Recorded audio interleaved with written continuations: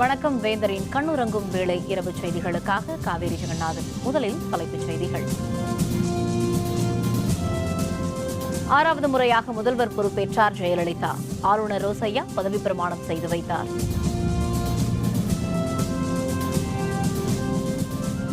ஓ பன்னீர்செல்வம் உள்பட 28 அமைச்சர்களும் பதவியேற்றனர். புதிதாக அறிவிக்கப்பட்ட 4 அமைச்சர்கள் நாளை மறுநாள் பதவியேற்பு. விவசாய கடன் தள்ளுபடி, டாஸ்மாக் விற்பனை நேரம் குறைப்பு. முதல்வர் ஜெயலலிதாவின் 5 உத்தரவுகள்.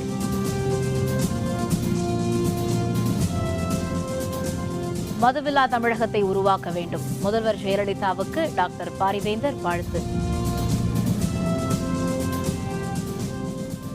6வது முறையாக தமிழக முதல்வராக ஜெயலலிதா இன்று பதவியேற்றார். அவருக்கு பதவி பிரமாணமும் ரகசிய காப்பு உறுதிமொழியையும் ஆளுநர் ரோசையா செய்து வைத்தார். 15வது சட்டப்பேரவைக்கு நடைபெற்ற தேர்தலில் 134 தொகுதிகளில் வெற்றி பெற்று அறுதி பெரும்பான்மையுடன் அதிமுக ஆட்சியை தக்க வைத்துக் கொண்டது. இதனை அடுத்து முதல்வராக ஜெயலலிதாவும் 28 பேர் அமைச்சர்களாகவும் பதவியேற்கும் விழா சென்னை பல்கலைக்கழக நூற்றாண்டு விழா அரங்கில் இன்று நண்பகல் 12 மணிக்கு நடைபெற்றது. முதலில் விழா மேடையில் புதிய அமைச்சர்களை ஆளுநர் ரோசையாவிடம் ஜெயலலிதா அறிமுகம் செய்து வைத்தார். இதனைத் தொடர்ந்து 6வது முறையாக தமிழக முதல்வராக ஜெயலலிதா பதவியேற்றார். அவருக்கு பதவி பிரமாணமும் ரகசிய காப்பு உறுதிமொழியையும் ஆளுநர் ரோசையா செய்து வைத்தார். ஜெயலலிதா என்னும் நான் சட்டப்படி அமைக்கப்பெற்ற இந்திய அரசியல் அமைப்பின்பால் உண்மையான நம்பிக்கையும் மாறா பற்றும் கொண்டிருப்பேன் என்றும் இந்திய நாட்டின் ஒப்பில்லாத முழுமுதல் ஆட்சியையும் ஒருமையையும் நிலைநிறுத்துவேன் என்றும் தமிழ்நாட்டு அரசின் முதலமைச்சராக உண்மையாகவும் உளச்சான்றின்படியும் என் கடமைகளை நிறைவேற்றுவேன் என்றும் அரசியல் அமைப்பிற்கும் சட்டத்திற்கும் இணங்க அச்சமும் ஒருதலை சார்புமின்றி விருப்பு வெறுப்பை விலக்கி பலதரப்பட்ட மக்கள் அனைவருக்கும் நேர்மையானதை செய்வேன் என்றும் ஆண்டவன் மீது ஆணையிட்டு உறுதிமொழிகிறேன். இதனை அடுத்து நிதி அமைச்சராக ஓ பன்னீர்செல்வம், வனத்துறை அமைச்சராக திண்டுக்கல் சீனிவாசன் உள்பட 28 அமைச்சர்களும் பதவியேற்றனர். அமைச்சர்களுக்கு பதவி பிரமாணமும் ரகசிய காப்பு உறுதிமொழியையும் ஆளுநர் ரோசையா செய்து வைத்தார். சட்டப்படி அமைக்கப்பட்ட இந்திய அரசியலமைப்பால் உண்மையான நம்பிக்கையும் மாறா பற்றும் கொண்டிருப்பேன் என்றும் இந்திய நாட்டின் ஒப்பில்லாத முழுமுதல் ஆட்சியையும் ஓர்மையையும் நிலைநிறுத்துவேன் என்றும் தமிழ்நாட்டு அரசின் அமைச்சராக. தமிழக அமைச்சரவை பதவியேற்பில் மத்திய அமைச்சர்கள் வெங்கையா நாயுடு, பொன் ராதாகிருஷ்ணன், மக்களவை துணைத் தலைவர் தம்பிதுரை, திமுக பொருளாளர் மு.க. ஸ்டாலின், இந்திய கம்யூனிஸ்ட் மூத்த தலைவர் தா. பாண்டியன், முன்னாள் அமைச்சர்கள், எம்பிக்கள் என ஏராளமானோர் பங்கேற்றனர். தமிழக அமைச்சரவை பதவியேற்பு விழாவின் நிறைவாக ஆளுநர் ரோசையா, முதல்வர் ஜெயலலிதா மற்றும் அனைத்து அமைச்சர்களும் குழுவாக நின்று புகைப்படம் எடுத்துக் கொண்டனர். மாண்புமிகு தமிழ்நாடு முதலமைச்சர் உள்ளிட்ட தமிழ்நாட்டின் புதிய அமைச்சரவை மேதகு தமிழக ஆளுநர் அவர்களோடு தற்போது புகைப்படம் எடுத்துக்கொள்கிறார்கள். தமிழக அமைச்சரவை பதவியேற்பு விழா இன்று நடைபெற்றதையொட்டி விழா ஏற்பாடுகள் முழுவீச்சில் மேற்கொள்ளப்பட்டிருந்தன. முதல்வர் ஜெயலலிதாவை வாழ்த்தி வரவேற்பு பதாகைகளும் அதிமுக கொடிகளும் தோரணங்களும் கட்டப்பட்டிருந்தன.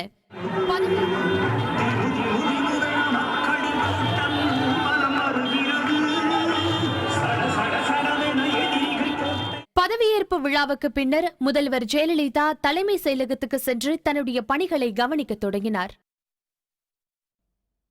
ஜெயலலிதா பதவியேற்பு விழாவில் திமுக பொருளாளர் ஸ்டாலின் கலந்து கொண்டார்.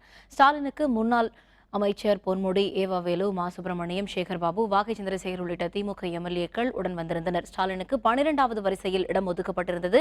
அவரும் திமுக எம்எல்ஏக்களும் வரிசையில் அமர்ந்து பதவியேற்பு விழாவை பார்வையிட்டனர்.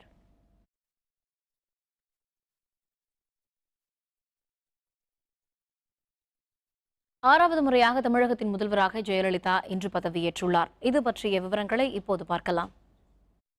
தமிழக முதல்வராக இருந்த எம்ஜிஆர் மறைவுக்கு பிறகு அதிமுக உடைந்தது. அதுவரை கட்சியின் கொள்கை பரப்பு செயலராக இருந்த ஜெயலலிதா தலைமையில் ஒரு அணியாக அதிமுகவினர் திரண்டனர். ஜானகி தலைமையில் மற்றொரு அணி உருவானது.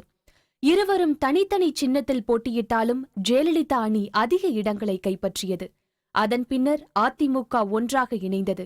அப்போது பொதுச் செயலரான ஜெயலலிதா இன்று வரை அதே பதவியில் தொடர்கிறார். 1991ஆம் ஆண்டு முதன்முறையாக ஜெயலலிதா முதல்வராக பதவியேற்றார். 2001இல் மீண்டும் முதல்வராக பதவியேற்ற ஜெயலலிதா உச்சநீதிமன்ற தீர்ப்பை அடுத்து பதவி விலகினார். பின்னர் 2002இல் மீண்டும் அவர் 3வது முறையாக முதல்வராக பதவியேற்றார். 2011இல் நடைபெற்ற தேர்தலில் அதிமுக அமோக வெற்றி பெற்றதை அடுத்து 4வது முறையாக முதல்வரானார். சொத்து குவிப்பு வழக்கில் சிறை தண்டனை விதிக்கப்பட்டதால் 2014இல் பதவியை இழந்தார். ஆனால் 2015இல் வழக்கில் விடுதலையானதால் ஆர்கே நகர் தொகுதியில் போட்டியிட்டு 5வது முறையாக முதல்வராக பொறுப்பேற்றார். 15 பேரவைக்கு அண்மையில் நடைபெற்ற தேர்தலில் சென்னை ராதாகிருஷ்ணன் நகரில் மீண்டும் போட்டியிட்டு ஜெயலலிதா வெற்றி பெற்றார். இதனையடுத்து தமிழகத்தில் 6வது முறையாக முதல்வராக இன்று ஜெயலலிதா பொறுப்பேற்றுக் கொண்டார். தமிழக முதல்வராக பொறுப்பேற்றுள்ள ஜெயலலிதாவிற்கு வாழ்த்து தெரிவித்துள்ள இந்திய ஜனநாயக கட்சியின் நிறுவனர் தலைவரான டாக்டர் பாரிவேந்தர் வளமான தமிழகத்தையும் மதவில்லா தமிழகத்தையும் உருவாக்க வேண்டும் என்று கேட்டுக் கொண்டுள்ளார். இதுபற்றி அறிக்கை ஒன்றை டாக்டர் பாரிவேந்தர் வெளியிட்டுள்ளார். தமிழகத்தில் 6வது முறையாக முதல்வராக பொறுப்பேற்றுள்ள அதிமுக பொதுச்செயலர் ஜெயலலிதாவுக்கு மனமார்ந்த நல்வாழ்த்துக்களை தெரிவித்துக் கொள்கிறேன் என குறிப்பிட்டுள்ள டாக்டர் பாரிவேந்தர், பேரவைத் தேர்தல் பிரச்சாரத்தின் பொழுது கூறிய அனைத்து வாக்குறுதிகளையும் நிறைவேற்றுவதுடன் தமிழக மக்களை சீரழித்து வரும் மதுவை முற்றிலுமாக ஒழிக்க வேண்டும் என கேட்டுக் கொண்டுள்ளார்.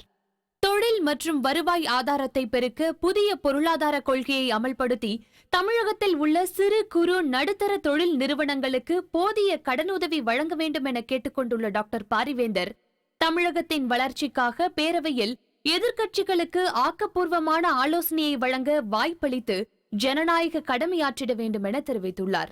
தமிழக மக்களின் எதிர்கால தேவைகளை நிறைவேற்றும் நோக்கில் தொழில் வளர்ச்சியை மேம்படுத்தவும் தமிழகம் அமைதி பூங்காவாக திகழ சட்டம் ஒழுங்கை மேம்படுத்த வேண்டும் என்றும் கேட்டுக்கொண்டுள்ள டாக்டர் பாரிவேந்தர், தமிழகம் அனைத்து துறைகளிலும் அபார வளர்ச்சியடைந்து இந்தியாவிலேயே முதல் மாநிலமாகவும் முன்மாதிரி மாநிலமாகவும் திகழ்ந்திட தேவையான அனைத்து நடவடிக்கைகளையும் எடுக்க வேண்டும் என கேட்டுக்கொண்டுள்ளார்.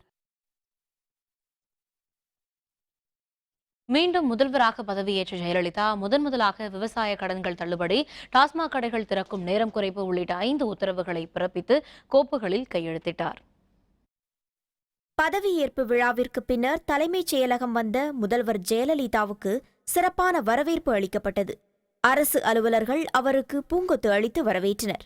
பின்னர் தனது அலுவலகத்துக்கு சென்ற ஜெயலலிதா 5 அரசு கோப்புகளில் தமிழில் கையெழுத்திட்டு தனது பணியை தொடங்கினார்.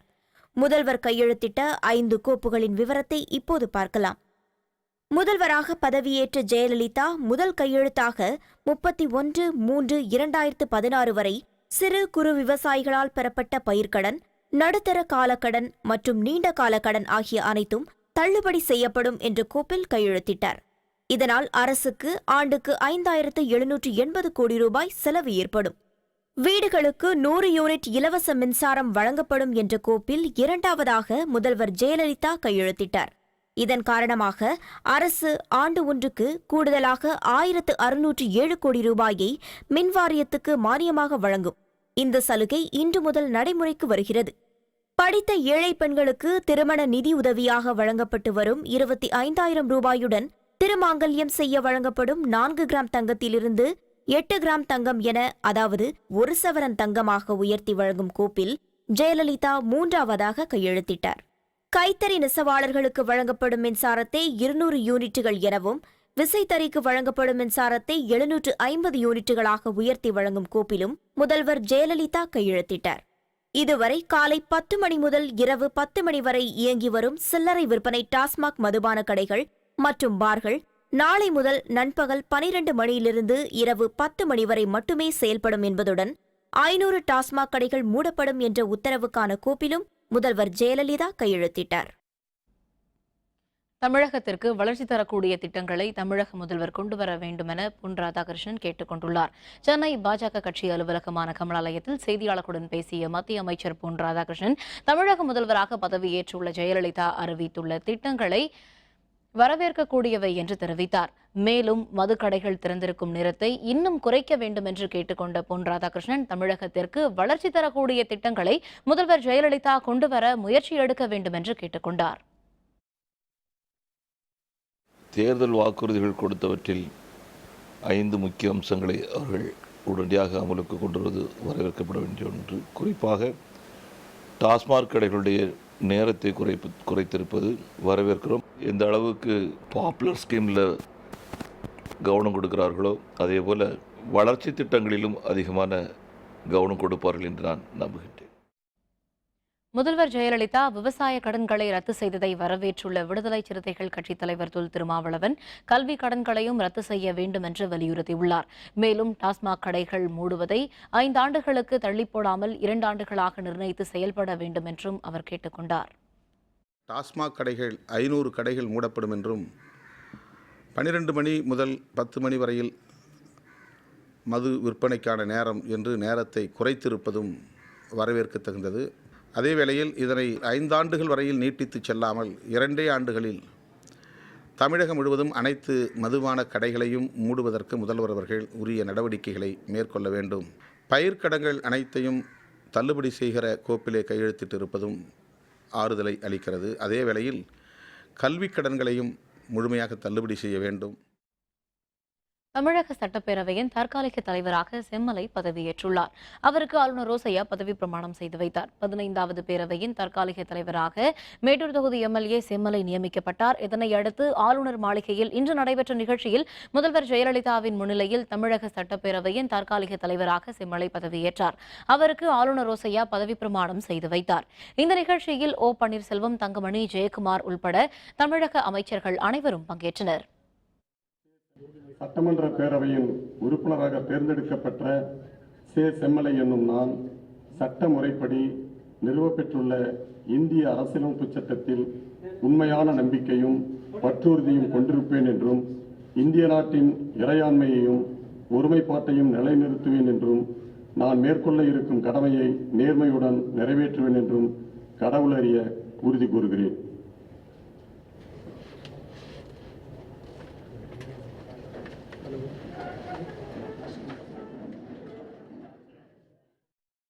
முதல்வர் ஜெயலலிதா தலைமையிலான தமிழக அமைச்சரவை இன்று நண்பகல் பதவியேற்றுக் கொண்ட நிலையில் இன்று மாலை புதிதாக 4 அமைச்சர்கள் அறிவிக்கப்பட்டுள்ளனர். இந்து அறநிலையத்துறை அமைச்சராக ஆரணி சேவூர் ராமச்சந்திரனும், காதி கிராம தொழில்துறை அமைச்சராக சிவகங்கை ஜி பாஸ்கரனும், தொழிலாளர் நலத்துறை அமைச்சராக வாணியம்பாடி நிலோஃபர் கஃபிலும், கால்நடை பராமரிப்புத்துறை அமைச்சராக ஓசூர் பாலகிருஷ்ண ரெட்டியும் அறிவிக்கப்பட்டுள்ளனர். இவர்கள் நாளை மறுநாள் இரவு 7 மணிக்கு பதவியேற்கிறார்கள். புதிய அமைச்சர்களை சேர்த்து தமிழக அமைச்சர்களின் எண்ணிக்கை 32ஆக உயர்ந்துள்ளது. தமிழக சட்டப்பேரவையில் முதன்முறையாக கண்காணிப்பு கேமராக்கள் பொருத்தப்பட்டுள்ளன. சட்டப்பேரவை தேர்தலில் இம்முறை 89 இடங்களில் வெற்றி பெற்றுள்ள திமுக பலம் பொருந்திய எதிர்க்கட்சியாக உள்ளது. எதிர்க்கட்சியினரின் நடவடிக்கைகளை கண்காணிக்கும் வகையில் சட்டப்பேரவை வளாகத்தில் கண்காணிப்பு கேமராக்கள் பொருத்தப்பட்டுள்ளன. சட்டப்பேரவை வளாகத்தில் பல்வேறு சீரமைப்பு பணிகளும் மேற்கொள்ளப்பட்டுள்ளது. கூடுதலாக புதிய விளக்குகளும் பொருத்தப்பட்டு வருகிறது.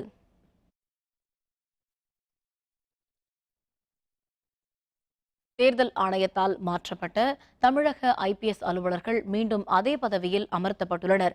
இது தொடர்பாக தமிழக அரசின் முதன்மை செயலர் அபூர்வ வர்மா செய்திக்குறிப்பொன்றை வெளியிட்டுள்ளார். சென்னை மாநகர காவல் ஆணையராக இருந்து மாற்றப்பட்ட டி.கே. ராஜேந்திரன் மீண்டும் அதே பதவியில் அமர்த்தப்பட்டுள்ளார். சென்னை மாநகர காவல் ஆணையராக தேர்தல் ஆணையத்தால் நியமிக்கப்பட்ட அசுதோஷ் சுக்லா காவல்துறை அமலாக்கப் பிரிவு கூடுதல் இயக்குநராக நியமிக்கப்பட்டுள்ளார்.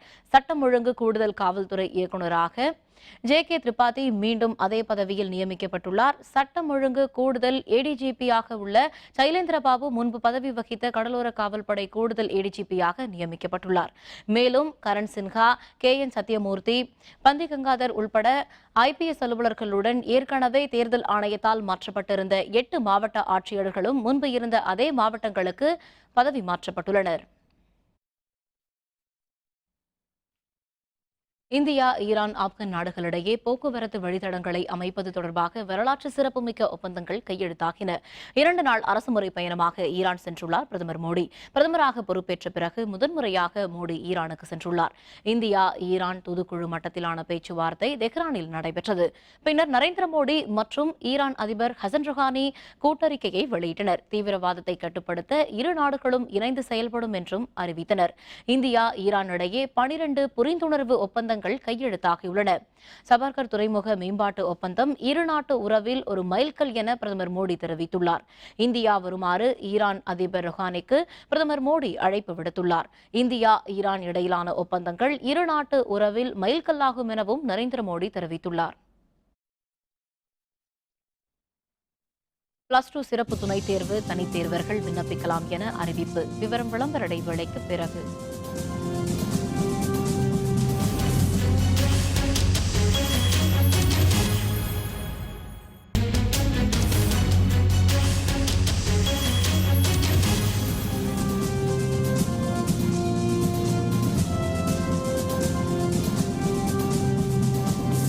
செய்திகள் தொடர்கின்றன. வரும் ஜூன், ஜூலை மாதங்களில் நடைபெறவுள்ள +2 சிறப்பு துணைத் தேர்விற்கு தனித் தேர்வர்கள் விண்ணப்பிக்கலாம் என அரசு தேர்வுகள் இயக்கம் அறிவித்துள்ளது. இதுகுறித்து தமிழக அரசு தேர்வுகள் இயக்கம் வெளியிட்டுள்ள செய்திக்குறிப்பில், கடந்த மார்ச், ஏப்ரல் மாதங்களில் நடைபெற்ற தேர்வில் தோல்வியுற்றவர்களுக்காக வருகிற ஜூன் மாதம் 22ஆம் தேதி தொடங்கி ஜூலை 4ஆம் தேதி வரை நடைபெற உள்ளதாக கூறப்பட்டுள்ளது. மேல்நிலை சிறப்பு துணை தேர்வு எழுத விண்ணப்பிக்க விரும்பும் தேர்வர்கள் பள்ளிகள் அல்லது தேர்வு மையங்கள் மூலம் ஆன்லைனில் விண்ணப்பிக்க வேண்டும் எனவும், பள்ளி மாணவர்கள் தாங்கள் பயின்ற பள்ளியின் மூலமாகவும், தனித் தேர்வர்கள் தாங்கள் தேர்வெழுதிய தேர்வு மையங்கள் மூலமாகவும் மட்டுமே ஆன்லைனில் விண்ணப்பிக்க வேண்டும் என்றும் கூறப்பட்டுள்ளது. விண்ணப்பிக்க விரும்பும் தேர்வர்கள் பள்ளிகள், தேர்வு மையங்களுக்கு நேரில் சென்று வருகிற 24ஆம் தேதி முதல் 27ஆம் தேதி வரை ஆன்லைனில் விண்ணப்பிக்க வேண்டும் என்றும் கூறப்பட்டுள்ளது. தேர்வு கட்டணத்தை பொறுத்தவரை தனித் தேர்வர்கள் ஒரு பாடத்திற்கு ₹50, இதர கட்டணம் ₹35 மற்றும் ஆன்லைனில் பதிவு கட்டணமாக ₹50 சேர்த்து பணமாக மட்டுமே செலுத்த வேண்டும் என்றும் தெரிவிக்கப்பட்டுள்ளது. தனது தேர்தல் வாக்குறுதிகளை நிறைவேற்றும் வகையில் முதல் 5 கோப்புகளில் கையெழுத்திட்ட முதல்வர் ஜெயலலிதாவுக்கு பொதுமக்களும் விவசாயிகளும் வாழ்த்து தெரிவித்துள்ளனர். அதே நேரம் டாஸ்மாக் கடைகள் திறப்பு நேரத்தை மேலும் குறைக்க வேண்டும் என்றும் சிலர் வலியுறுத்தியுள்ளனர். இளைஞர்களுக்கு இந்த லேப்டாப் அந்த ஸ்கீம், கூலி தொழிலாளிகளுக்கெல்லாம் கொஞ்சம் நல்லபடியாக இருக்கும். டாஸ்மாக் படிப்படியாக தான் கம்மி பண்ண முடியும். ஏன்னா ஒரேடியாக எல்லாருமே சொல்கிறாங்க பண்ணலான்னு, அதெல்லாம் ஒன்றும் பண்ண முடியாது அது. ஆனால் இது நல்ல ஒரு ஸ்கீம் தான் அவங்க சொல்லியிருக்கிறது. பண்ணால் நல்ல விஷயம் அது. எல்லாருக்குமே, இளைஞர்களுக்கும் எல்லாருக்கும் நல்லபடியாக நடக்கலாம். விவசாய கடனை தள்ளுபடி பண்ணதுனால நிறைய விவசாயிகள் பயனடைகிறதுக்கு அருமையான ஒரு வாய்ப்பு அம்மா கொடுத்துருக்காங்க. அந்த 100 யூனிட் மின்சாரம் பலதரப்பட்ட மக்களுக்கு பயன்படக்கூடியது ஒரு சிறப்பான ஒரு சேவையாக இருக்குது. அப்புறம் நான்லாம் விசைத்தறி தொழில் சார்ந்தவன், பல லட்ச குடும்பங்கள் இதனால் பயனடையுது. விவசாயிகளுக்கு ரொம்ப மகிழ்ச்சி சார். கடன் ரத்து செய்கிறாங்க, அது பரவாயில்ல, அவங்களுக்கு ரொம்ப அது உதவியாக இருக்கும். அது மெயினாக இந்த கல்வி கடன் தான், அதுதான் அம்மா அது கொஞ்சம் பண்ணாங்கன்னா ரொம்ப நன்றி உணர்வு பண்ணிடுறேன். ஏற்கனவே பண்ணியிருக்காங்க. 54 கோரிக்கை கொடுத்தாங்க, முன்ன கொடுத்தாங்க, அதை நிறைவேற்றிக்கிறாங்க. இன்றைக்கி கொடுத்துருக்காங்க, அதை நிறைவேற்றுவாங்க. அம்மா மேலே முழு நம்பிக்கை எங்களுக்கு இருக்குது. 100 யூனிட் இலவசம் ரொம்ப வரவேற்கப்பட வேண்டிய விஷயம் சார். பள்ளி படிப்புகள், கல்லூரி படிப்புகள் இதெல்லாத்தையுமே அவங்க ஃப்ரீ கொண்டு வந்தாங்கன்னா, இலவசமாக கொண்டு வந்தால் எல்லாருக்குமே அது ஒரு நல்லது நடக்கும்னு எங்களுக்கு நம்பிக்கை. டாஸ்மார்க்கை படிப்படியாக ஒழிக்கிறேன்னு சொன்னதில் மொதல் கட்டமாகவே அது 12 to 10 மாற்றிருக்கிறது நிறைய பேருக்கு ரொம்ப நல்லது நடக்கும்னு நினைக்கிறேன். அதுக்கப்புறம் 100 யூனிட் மின்சாரம் ஃப்ரீன்னு சொல்லியிருக்காங்க. ஸோ அது ஏழை ஜனங்களுக்கு ரொம்ப யூஸ்ஃபுல்லாக இருக்கும். ஒயின் ஷாப் 12 மணிக்கு க்ளோஸ் பண்ணுறாங்க. பட் பெஸ்ட்டு தான். கொஞ்ச நாள் அப்புறம் இன்னும் கொஞ்சம் அப்படியே கம்மி பண்ணி லாஸ்ட்டில் அது 2 மணி நேரமாக கொண்டு வரலாம். டோட்டலாக முன்னே இந்த இலவசம் கொடுக்கறது ஸ்டாப் ஆகிற வாய்ப்பு கூட இருக்குது. மற்ற இதில் அவங்க ரேட் ஏற்றுறதுக்கு வாய்ப்பு இருக்குது. டோட்டலாக இப்போ மூடக்கூடாது. இப்போ 3 நம்ம டோட்டலாக பக்கத்து ஸ்டேட்டுக்கு இது வருமானம் போகுமே தவிர நம்ம ஸ்டேட்டில் இதில் ஒரு முக்கியம் இல்லை. விவசாய கடன் ரத்து பண்ணியிருக்காங்க, அது மஸ்ட்டு தான். உண்மையிலுமே அது உண்மை மகிழ்ச்சி தக்கமான என்ன விவசாய கடன். ஏன்னா விவசாயம் நிறைய பேர் ரொம்ப கஷ்டப்படுறாங்க, அது நம்மளுக்கு எல்லாத்துக்குமே தெரியும். ஆனால் நம்ம விவசாயத்தை கடன் தள்ளுபடி பண்ணுறதுல ஃபஸ்ட்டு கையெழுத்து போட்டிருக்காங்கிறது ரொம்ப சந்தோஷமான விஷயம். இந்த 200 யூனிட் இதனால எங்களுக்கு பரவாயில்லைங்க. நெய்யறதுக்கு இந்த வீட்டு இதுக்கு படிக்க வைக்கிறதுக்கு எல்லாமே பரவாயில்லைங்க. இந்த மாதிரி கண்டிப்பாக சுதர் எல்லாமே அதுக்கு ஃப்ரீங்க. 4 கிராம் தாலிக்கு 8 கிராம் கொடுக்குறது எனக்கு ரொம்ப யூஸ்ஃபுல்லாக இருக்குது எங்கள் மாதிரி ஏழைங்களுக்கு. அதுக்கப்புறம் இந்த உணவு திட்டம் சொன்னாங்க அம்மா, அதுவும் எனக்கு ரொம்ப யூஸ்ஃபுல்லாக இருக்குது. 100 யூனிட் ஃப்ரீயாக கொடுக்குறேன்னு சொன்னாங்க, அது யூனிட் இருக்குது. இந்த மதம் மட்டும் கொஞ்சம் அம்மா கொஞ்சம் படிப்படியாக கொஞ்சம் குறைச்சிட்டு வந்தாங்கன்னா நல்லா இருக்கும். அது விவசாய கடனை சுத்தமாக தள்ளுபடி பண்ணியிருக்கேன்னு சொல்லியிருக்காங்க. அது ஒரு நல்ல திட்டம் தான். ஏழைங்களுக்கு வீட்டு கரண்ட் பில்லை சுத்தமாக தள்ளுபடி பண்ணுறோம் அப்படின்னு சொல்லியிருக்காங்க. இது எல்லாமே ஒரு முக்கியமான விஷயம்தான். புதுச்சேரி மாநிலத்தில் முதல்வர் பதவிக்கு முன்னாள் முதல்வர் வைத்திலிங்கம், தற்போதைய காங்கிரஸ் கட்சி தலைவர் நமச்சிவாயம், முன்னாள் மத்திய அமைச்சர் நாராயணசாமி, முன்னாள் அமைச்சர் கந்தசாமி ஆகிய 4 பேரிடையே கடும் போட்டி நிலவுகிறது. இதுகுறித்த விரிவான தகவல்களை தருகிறார் நமது செய்தியாளர் கந்தன். புதுச்சேரியில் நடந்து முடிந்த சட்டமன்ற தேர்தலில் காங்கிரஸ் திமுக கூட்டணி 17 இடங்களில் வெற்றி பெற்று பெரும்பான்மையான ஆட்சி அமைக்க உள்ளது. தேர்தல் முடிவுகள் வெளியாகி 4 தினங்களாகியும் இதுவரை காங்கிரஸ் கட்சி சார்பில் முதல்வர் யார் என்பதை அறிவிப்பதில் தொடர்ந்து இழுபறி நீடித்து வருகிறது.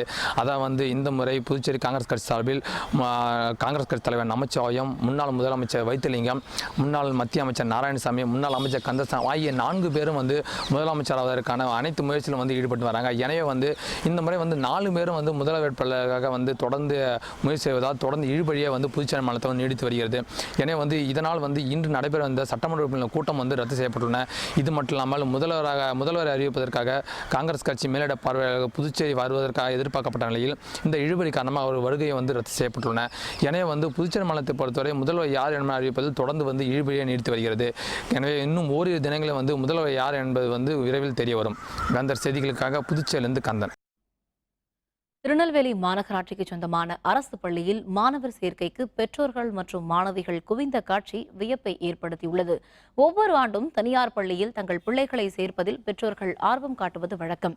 ஆனால் திருநெல்வேலி டவுன் பகுதியில் அமைந்துள்ள கல்லணை அரசு பெண்கள் மேல்நிலைப் பள்ளியில் தற்பொழுது 6ஆம் வகுப்பு முதல் 9ஆம் வகுப்புக்கான மாணவர் சேர்க்கை நடைபெற்று வருகிறது. இதில் தங்கள் பிள்ளைகளுக்கு இடம் கிடைக்க வேண்டும் என்பதற்காக பெற்றோர்கள் மற்றும் மாணவிகள் குவிந்த வண்ணம் உள்ளனர். கடந்த 2010ஆம் ஆண்டு 10ஆம் வகுப்பு பொதுத் தேர்வில் இந்த பள்ளியைச் சேர்ந்த ஜாஸ்மின் என்ற மாணவி 499 மதிப்பெண் எடுத்து தமிழகத்தில் முதலிடம் பிடித்ததே இதற்கு காரணமாக கூறப்படுகிறது. என்னோட பொண்ணை இந்த கல்லணை ஸ்கூலில் விரும்பி சேர்க்க வந்திருக்கோம். ஏன்னா இந்த ஸ்கூலோட படிப்பு கவர்மெண்ட் ஸ்கூல் ரொம்ப ஸ்டாண்டர்டாகவும் இருக்குது, நிறைய கிராண்டு கிடைக்கி அப்படிங்கிற ஒரு நல்ல நினப்பில் தான் நாங்கள் எல்லாருமே வந்திருக்கோம். காலையிலேருந்து நானே வரிசையில் நின்று தான் நாங்கள் இந்த சீட்டு வாங்கியிருக்கோம். பெண்கள் மேல்நிலைப் பள்ளியில் என் பொண்ணை சேர்க்க வந்திருக்கேன். ஆனால் இங்கே கல்வி நல்லா இருக்கனால கவர்மெண்ட் ஸ்கூலுக்கு எல்லோரும் வரணும், நம்மளே மாதிரி எல்லாருமே இங்கே வரணும் அப்படிங்கிற ஒரு காரணத்தினால என் பொண்ணை நான் என்ன செய்தேன், நான் இங்கே சேர்க்க வந்திருக்கிறேன். இல்லை ஏற்கனவே என்னுடைய ரிலேட்டிவ் தான் ஸ்டேட் ஃபஸ்ட் ஒரு 4-5 வருஷத்துக்கு முன்னாடி 10th ஸ்டேட் ஃபஸ்ட் எடுத்தாங்க. ஸோ அதே மாதிரியே என் பொண்ணு ஸ்டேட் ஃபஸ்ட் எடுப்பாங்க. இங்கே உள்ள டீச்சிங்லாம் நல்லா இருக்குது, நல்லா பண்ணுவாங்கன்னு நம்பிக்கை இருக்குது. சத்தியமங்கலம் அருகே யானை மிதித்து விவசாய கூலி தொழிலாளி ஒருவர் பலியானார். ஈரோடு மாவட்டம் சத்தியமங்கலம் அருகே கடம்பூர் மலைப்பகுதி எகத்தூர் கிராமத்தைச் சேர்ந்தவர் கூலி தொழிலாளி வெள்ளையப்பன். இவரும் அதே ஊரைச் சேர்ந்த 2 உள்பட 3 பேரும் கீரை பறிக்க வனப்பகுதிக்கு சென்றனர். அப்போது புதர் மறைவில் நின்றிருந்த ஒற்றை யானை 3 பேரையும் துரத்தியது. இதில் தடுக்கி விழுந்த வெள்ளையப்பனை யானை மிதித்தது. படுகாயமடைந்த வெள்ளையப்பன் மருத்துவமனைக்கு செல்லும் வழியில் உயிரிழந்தார். இந்த சம்பவம் கிராம மக்களிடையே அதிர்ச்சியை ஏற்படுத்தியுள்ளது. இன்று பன்னாட்டு அருங்காட்சியக தினம் கடைபிடிக்கப்படுவதை முன்னிட்டு நெல்லையில் உள்ள அறிவியல் மையத்தில் பழங்காலத்து பொருட்கள் என்ற தலைப்பில் கண்காட்சி நடைபெற்றது. நெல்லையில் உள்ள அறிவியல் மையத்தில் கடந்த 18ஆம் தேதி தொடங்கி பழங்காலத்து பொருட்கள் என்ற தலைப்பில் கண்காட்சி நடைபெற்று வருகிறது. இதில் பழங்காலத்து நாணயங்கள், வெளிநாட்டு ரூபாய் நோட்டுகள் மற்றும் இந்தியா, நியூசிலாந்து, அமெரிக்கா போன்ற நாடுகளின் தபால் தலைகள் காட்சிக்கு வைக்கப்பட்டிருந்தன. இந்தியாவில் 2006ஆம் ஆண்டு வெளியிடப்பட்ட சந்தன மணமுள்ள தபால் தலை மற்றும் 2007இல் வெளியிடப்பட்ட ரோஜா மணமுள்ள தபால் தலைகளும் காட்சிக்காக வைக்கப்பட்டிருந்தன. கண்காட்சியை ஏராளமான பொதுமக்களும் மாணவ மாணவியரும் பார்த்து ரசித்து வருகின்றனர். எக்ஸிபிஷன் போட்டிருக்கேன்னு சொன்னோடனே நான் நிறைய பழங்காலத்து காயின்ஸ், அந்த மாதிரி ரூபாய் நோட்டுங்கள் நிறைய இருந்துச்சு. 1994லலாம் இருந்துச்சு. தீஷான ரூபாய்ங்கெல்லாம் இருந்துச்சு. எங்கள் தாத்தா பிறக்கிறதுக்கு முன்னாடி இதெல்லாம் இருந்துச்சு. ஸோ இந்த டர்ன் மிஸ் பண்ணாதீங்க. பழைய காலத்து காயின்ஸு, அப்புறம் ருப்பீஸு, நிறைய நேஷ்னாலிட்டி வெரைட்டி வைஸாக எல்லாமே பார்த்தோம். எங்கள் குழந்தைங்களுக்கு ரொம்ப யூஸ்ஃபுல்லாக இருந்தது, ரொம்ப சந்தோஷமாக இருந்தது. ஆனால் ஸ்கூல் டேயில் ஸ்கூலுக்கு நீங்கள் நோட்டீஸ் கொடுத்து எல்லா குழந்தைங்களையும் வர சொன்னால் இது ரொம்ப யூஸ்ஃபுல்லாக இருக்கும். உதகமண்டலம் அருகே உள்ள பள்ளியில் மாணவ மாணவியர் நடத்திய குதிரை சாகச நிகழ்ச்சி பார்வையாளர்களை வெகுவாக கவர்ந்தது. நீலகிரி மாவட்டம் உதகமண்டலம் அருகே உள்ள மத்திய பாதுகாப்புத்துறைக்கு சொந்தமான பள்ளியில் 158வது ஆண்டு விழாவையொட்டி பள்ளி மாணவர்களுக்கு இடையிலான குதிரை சாகச போட்டி நடைபெற்றது. குதிரைகள் மீது சவாரி செய்தவாறு மாணவ மாணவிகள் பல்வேறு தடைகளை தாண்டி வருவது, தரையில் உள்ள பொருட்களை ஈட்டி மூலம் குத்தி எடுப்பது, குதிரை மேல் ஜிம்னாஸ்டிக் சாகசம், ஸ்கிப்பிங் செய்வது என மாணவ மாணவியர் அசத்தினர். For some stretching exercises.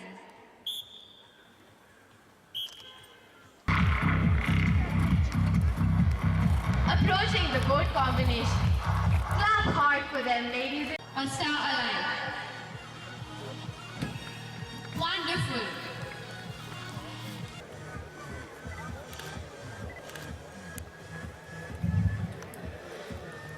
Wow, we see Sanjay hanging. இங்கே நடக்கிற ஒவ்வொரு ஈவெண்ட்டுமே பார்த்தா குழந்தைங்க பண்ணுற மாதிரியே இருக்காது. முக்கியமாக இந்த ஹார்ஸ் ஷோ நடக்கிறது பார்த்தா ரியல் ப்ரொஃபஷனல்ஸ் மாதிரி தான் இருக்கும். இங்கே பார்ட்டிசிபேட் பண்ணுற ஸ்டூடெண்ட்ஸ் எல்லாமே பார்த்தீங்கன்னா எல்லாமே வந்து வெளியில் நடக்கிற காம்படிஷனுக்கும் போய் பார்ட்டிசிபேட் பண்ணி மெடல் வின் பண்ணிட்டு வரக்கூடிய கெப்பாசிட்டி இருக்கிற ஸ்டூடெண்ட்ஸ் தான் அவங்க எல்லாமே. இங்கே நடக்கிற ஒவ்வொரு ஈவெண்ட்டுமே ஹார்ஸ் ஷோ மட்டும் இல்லாமல் ஒவ்வொரு ஈவெண்ட்டுமே வந்து இங்கே ஒண்டர்ஃபுல்லாக எக்ஸிபிஷனில் ரோபோட்டிக்ஸ் சில்ட்ரன்ஸ் நல்லாயிருக்கும், நல்லா ஃபென்டாஸ்டிக்காக பண்ணியிருக்காங்க பசங்க. My son is 10th standard வந்திருக்காரு, சின்ஸ் 4th ஸ்டாண்டர்ட்லேருந்து இருக்காரு. அதர் ஸ்கூல்ஸில் போய் காம்பீட் பண்ணுற அளவுக்கு, காலேஜ் லெவல்ஸ் காம்பீட் பண்ணுற அளவுக்கு இட்ஸ் பெட்டர். மேற்கிந்திய தீவுகளுக்கு எதிரான டெஸ்ட் இந்திய அணி வீரர்கள் அறிவிப்பு. விவரம் விளம்பர இடைவேளைக்கு பிறகு.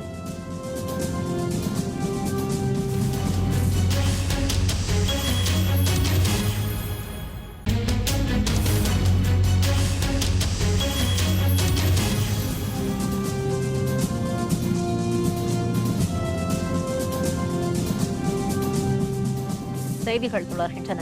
இனி அயலக செய்திகள்.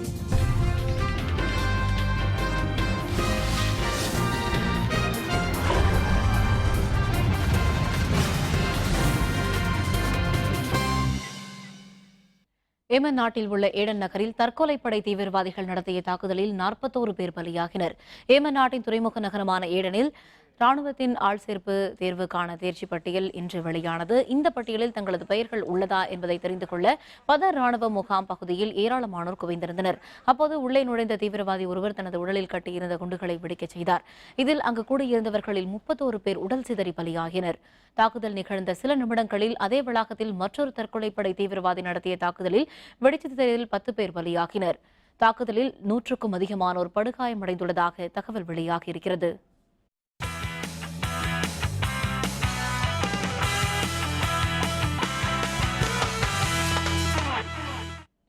மேற்கிந்திய தீவுகள் அணிக்கு எதிரான டெஸ்ட் போட்டியில் விளையாடும் இந்திய வீரர்களின் பட்டியலை இந்திய கிரிக்கெட் கட்டுப்பாட்டு வாரியம் வெளியிட்டுள்ளது.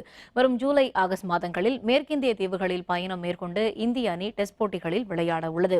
விராட் கோலி தலைமையிலான இந்த அணியில் ஷிகர் தவான், முரளி விஜய், KL ராகுல், புஜாரா, ரஹானே, ரோஹித் சர்மா, R அஸ்வின், ரவீந்திர ஜடேஜா, உமேஷ் யாதவ், புவனேஸ்வர் குமார், அமித் மிஸ்ரா, ஹர்ஷ்துல் தாக்கூர், ஸ்டூவர்ட் பின்னி, முகமது ஷமி, ஷாஹா, இஷாந்த் சர்மா ஆகியோர் இடம்பெற்றுள்ளனர். IPL போட்டியில் நாளை நடைபெறும் முதல் தகுதிச் சுற்றில் குஜராத், பெங்களூரு அணிகள் மோதுகின்றன. IPL போட்டியின் லீக் சுற்றுகள் நேற்றுடன் முடிவடைந்தன. இதில் குஜராத் அணி 18 புள்ளிகளுடன் புள்ளிப்பட்டியலில் முதலிடத்தை பிடித்துள்ளது. பெங்களூரு, கொல்கத்தா, ஹைதராபாத் ஆகிய அணிகள் தலா 8 வெற்றிகளுடன் 16 புள்ளிகள் பெற்றுள்ளன. எனினும் ரன் ரேட் அடிப்படையில் பெங்களூரு அணி 2வது இடத்தை பிடித்துள்ளது. ஹைதராபாத் அணி 3வது இடத்தையும், கொல்கத்தா அணி 4வது இடத்தையும் பிடித்தன. இதனையடுத்து பெங்களூருவில் நாளை நடைபெறும் முதல் தகுதிச் சுற்று போட்டியில் குஜராத், பெங்களூரு அணிகள் மோதுகின்றன. இதனைத் தொடர்ந்து வரும் 25இல் நடைபெறும் வெளியேற்றும் சுற்றில் ஹைதராபாத், கொல்கத்தா அணிகள் மோதுகின்றன. 27ஆம் தேதி 2வது தகுதிச் சுற்றும், 29ஆம் தேதி பெங்களூருவில் இறுதிப் போட்டியும் நடைபெறுகிறது. மீண்டும் தலைப்புச் செய்திகள். 6வது முறையாக முதல்வர் பொறுப்பேற்றார் ஜெயலலிதா. ஆளுநர் ரோசையா பதவி பிரமாணம் செய்து வைத்தார்.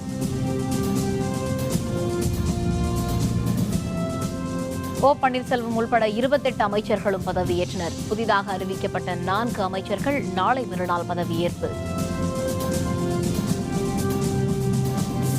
விவசாய கடன் தள்ளுபடி, டாஸ்மாக் விற்பனை நேரம் குறைப்பு. முதல்வர் ஜெயலலிதாவின் 5 உத்தரவுகள்.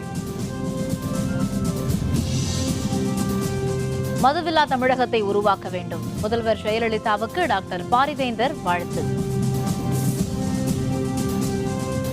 இத்துடன் வேந்தரின் கண்ணுறங்கும் வேளை இரவு செய்திகள் நிறைவடைந்தன. மீண்டும் நாளை காலை 8 மணிக்கு இளங்கத்திற்காலை செய்திகளில் சந்திப்போம். வணக்கம்.